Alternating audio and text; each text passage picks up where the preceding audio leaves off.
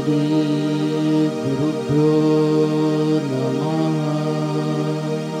जगद्गुरु नरेंद्राचार्य महाराज की जय। सद्गुरु काड़ सिद्धेश्वर महाराज की जय।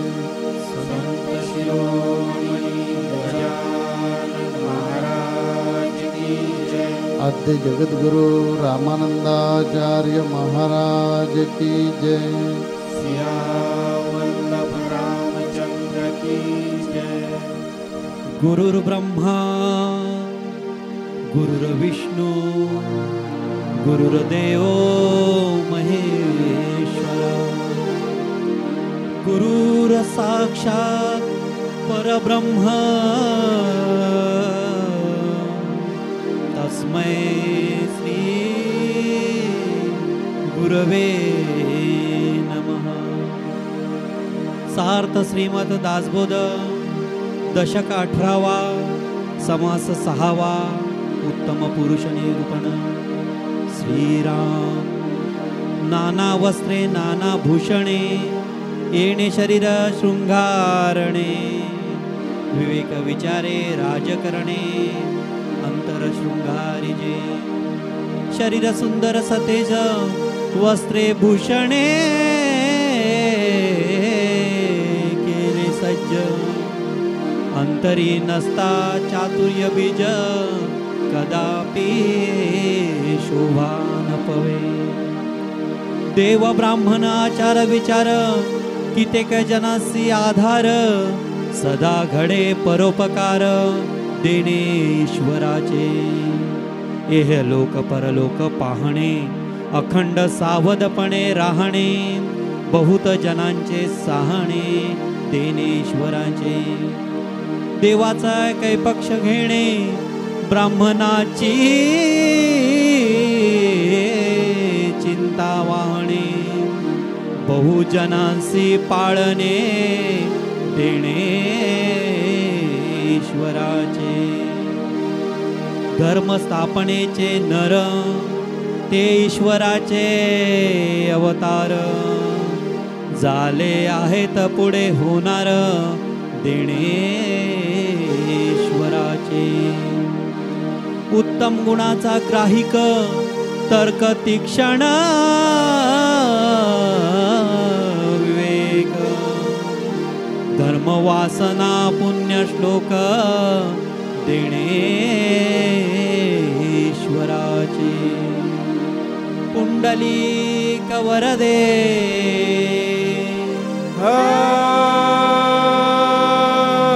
हरि विठ्ठल।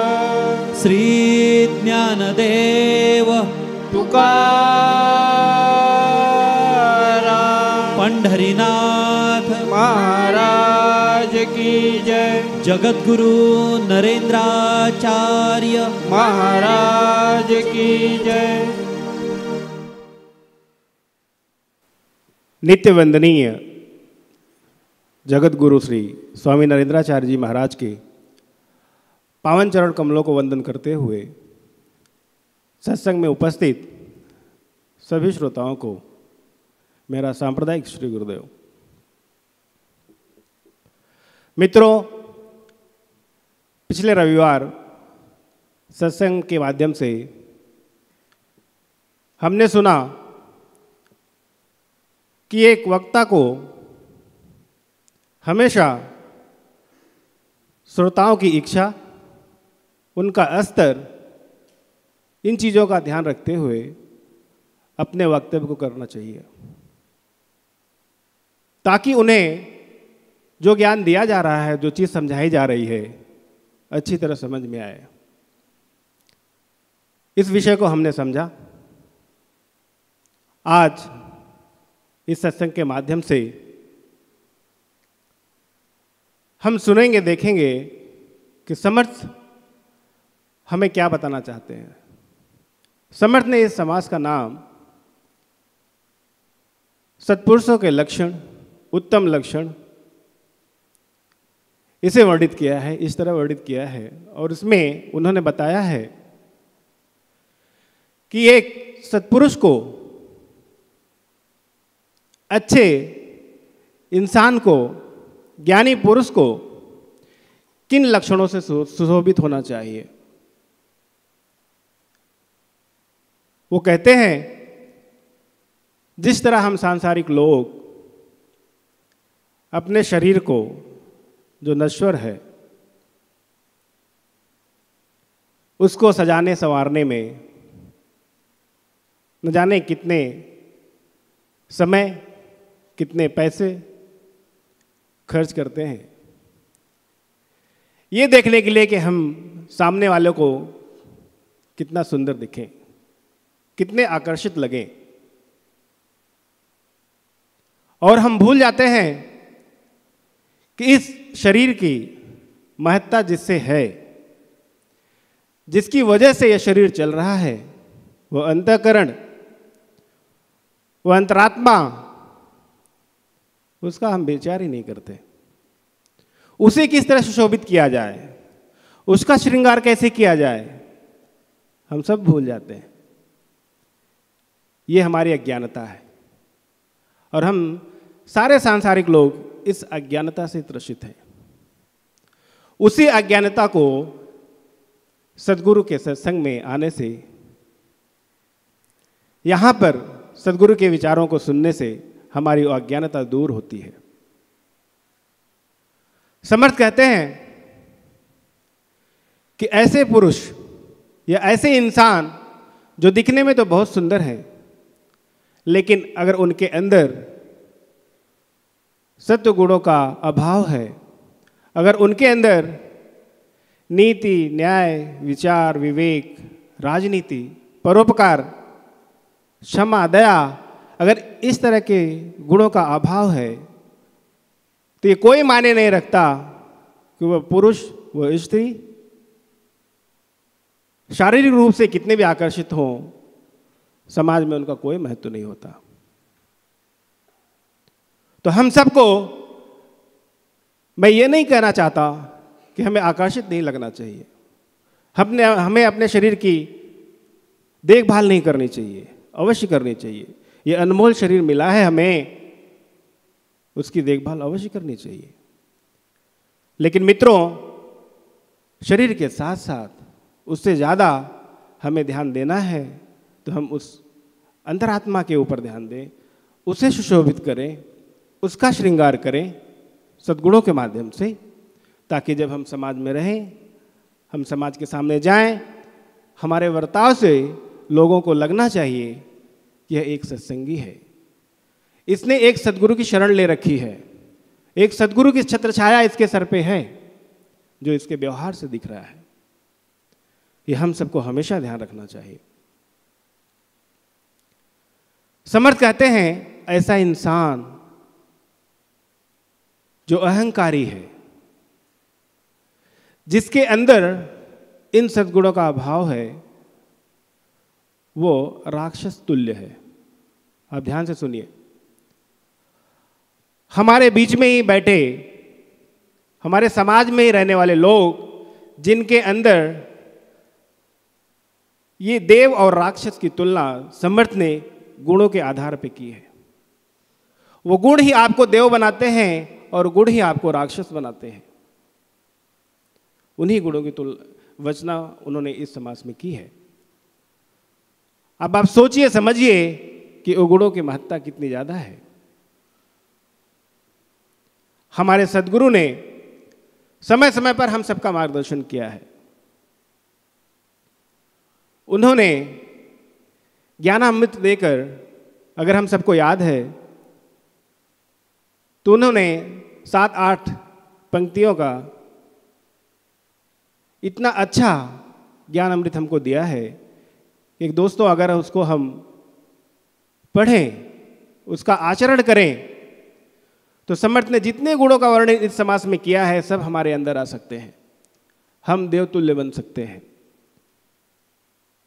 लेकिन हम कहीं ना कहीं कम पड़ जाते हैं।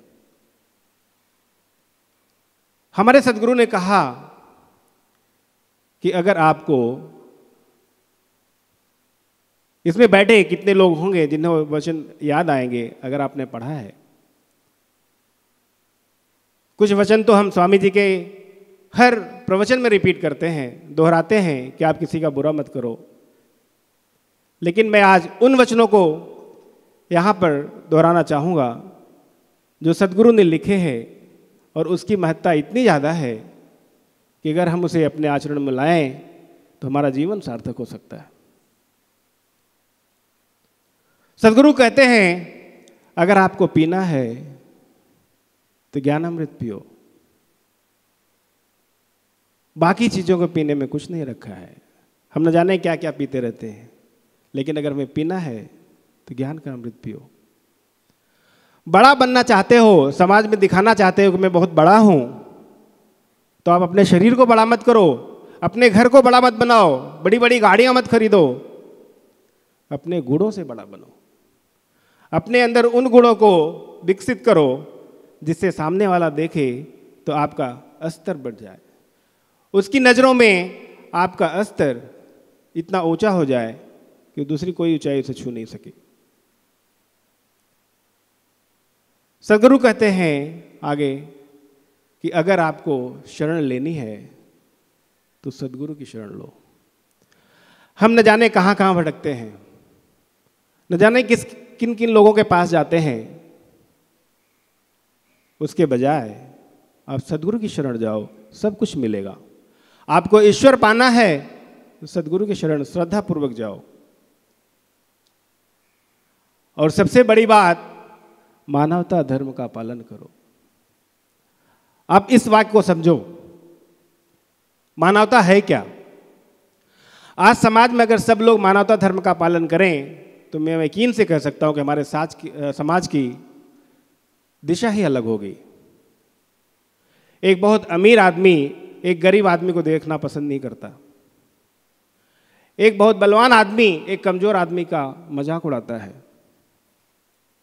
क्योंकि वो मानवता धर्म भूल चुका है। हमारे सद्गुरु कहते हैं कि हम कैसे क्यों न हों, लेकिन हमें हर मनुष्य को, हर दूसरे मनुष्य के साथ मनुष्यता का व्यवहार करना चाहिए। हमें हमेशा याद रखना चाहिए कि जो मैं हूं वही सामने है। हम तब वो सोच सकते हैं जब हम ये समझ जाएं, जब हमें ज्ञान पा जाएं कि वो परब्रह्म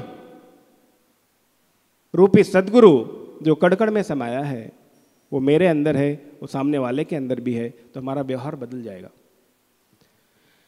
इन्हीं ज्ञानों का हमें अपने आचरण में उतारना बहुत जरूरी है, तो हमारे जीवन जीने का तरीका, जीवन को देखने का नजरिया यकीन मानिए जरूर बदलेगा।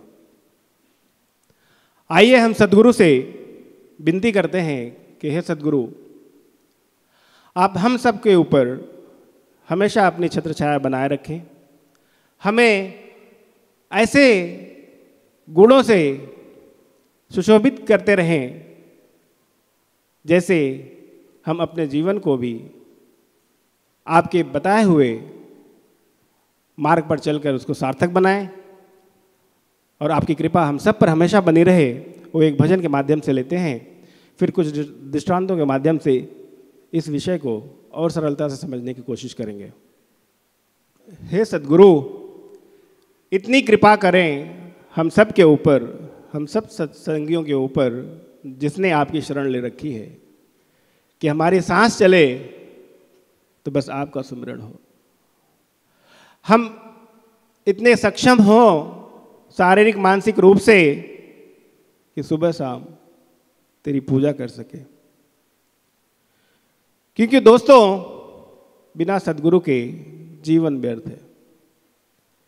यह मानव देह जिस ध्येय के लिए मिला है वो हम प्राप्त नहीं कर सकते। हमने सुना है और हम अब समझने लगे भी हैं,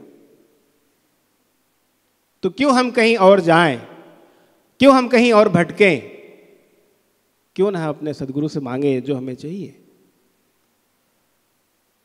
और हमें जो चाहिए वह है अच्छे गुण। हमारे आपके अंदर अगर अच्छे गुण आ गए तो यकीन मानिए सांसारिक जीवन के लिए, प्रापंचिक जीवन के लिए हमें जो चाहिए वो पल झपकते हमें मिलेंगे। हमें मिलेंगे इसलिए कि हम उसे पाने में सक्षम होंगे। हमारे अंदर विचार शक्ति बढ़ेगी, हमारे अंदर विवेक बढ़ेगा। और जब इंसान अपने विवेक को यूज कर उसका उपयोग करके विचार करके कोई कार्य करता है तो ऐसा हो ही नहीं सकता कि किए हुए कार्य में वो असफल हो। असफलता हमें तब मिलती है, आप अपने द्वारा किए गए कार्यों को देखिए, अब तक आपने जो किया है, ऐसा कार्य जिसे आपने बहुत सोच समझ के किया हो, यकीनन उसमें आप सफल हुए होंगे। और वो काम जो आपने जल्दीबाजी में बिना सोचे समझे किए होंगे, आपको पछताना पड़ा होगा। यही विवेक आता है, यही विवेक आपकी विचार शक्ति को बढ़ाता है। ये गुण हमें सत्संग के माध्यम से सद्गुरु हमारे अंदर विकसित करते हैं। ये सारे गुण हमारे अंदर हैं, पहले से विद्यमान हैं, लेकिन उन्हें साफ करना, हमारे मन का आईना जो गंदा हो चुका है, मैला हो चुका है, उसे साफ करने का काम इस सत्संग में होता है। समर्थ ने आगे समास में कहा है कि जो भी अच्छे काम समाज में होते हैं, ऐसे इंसान, ऐसे सत्पुरुष जो कार्य करते हैं, वो ईश्वर तुल्य है।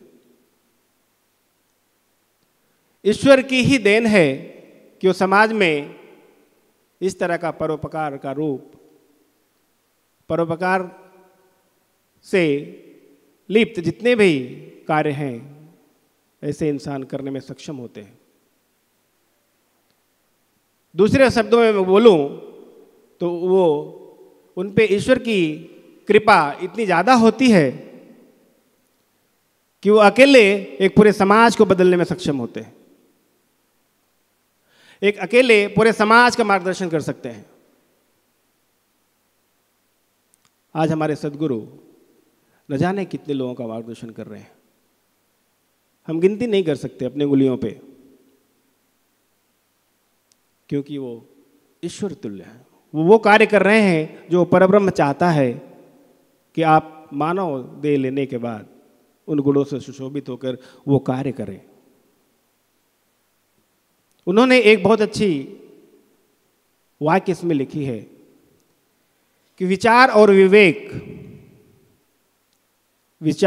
विवेक सभी गुणों का सार है।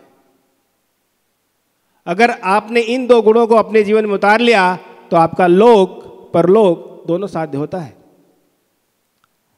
हमें और आपको इस पर अवश्य विचार करना चाहिए। एक छोटा सा उदाहरण लेता हूं मैं।